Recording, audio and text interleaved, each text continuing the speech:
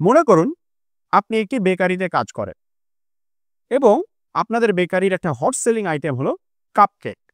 ওকে, এবং আপনাদের কাপকেকগুলোর average wait হচ্ছে 250 গ্রাম,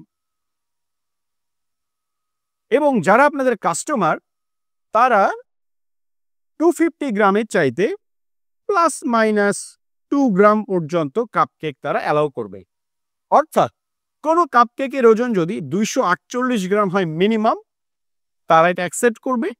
আবার যদি 252 গ্রাম পর্যন্ত যায় ম্যাক্সিমাম, তারা এটা অ্যালাউ করবে। অর্থাৎ 248 গ্রাম থেকে 252 গ্রামের মধ্যে আপনার কাপকেকের ওয়েট থাকলে আপনি এটা কাস্টমারের কাছে সেল করতে পারবেন।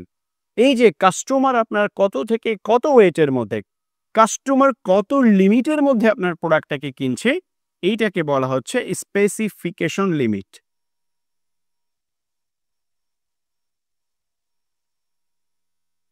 ওকে, এখন ধরুন আপনি চিন্তা করলেন যে আপনার কাপকেকগুলা অ্যাকচুয়ালি কত ওয়েটের যাচ্ছে কাস্টমারের কাছে।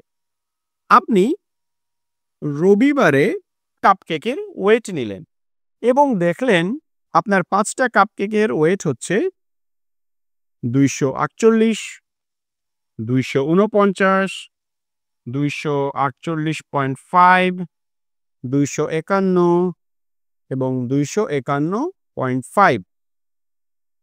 এই 5টা কাপকেকের আপনি ওয়েট নিলেন, ঠিক আছে?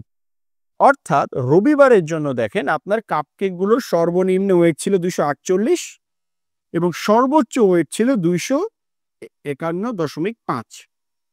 তাহলে এই যে আপনার প্রসেস সর্বনিম্ন এবং সর্বোচ্চ কতটুকু প্রোডাকশন করতে সক্ষম, এই আপনার প্রসেসের সক্ষমতাকে বলা হচ্ছে কন্ট্রোল লিমিট। এটা খুব কনফিউশন হয়ে যায় অনেকের মধ্যে। স্পেসিফিকেশন লিমিট কি, কন্ট্রোল লিমিট কি? স্পেসিফিকেশন লিমিট আপনার কাস্টমার ডিফাইন করবে, সে কত লিমিটের মধ্যে হলে প্রোডাক্টটা নেবে। আর কন্ট্রোল লিমিট হচ্ছে আপনার প্রসেসের আউটপুট, আপনার প্রসেস কত লিমিটের মধ্যে প্রোডাকশন করতে পারে। আশা করছি স্পেসিফিকেশন লিমিট এবং কন্ট্রোল লিমিটের ডিফারেন্সটা ক্লিয়ার হয়ে গিয়েছে আপনাদের কাছে। পরবর্তী পর্বে আমরা কথা বলবো প্রসেস পারফরমেন্স নিয়ে। সাথেই থাকবেন। ধন্যবাদ।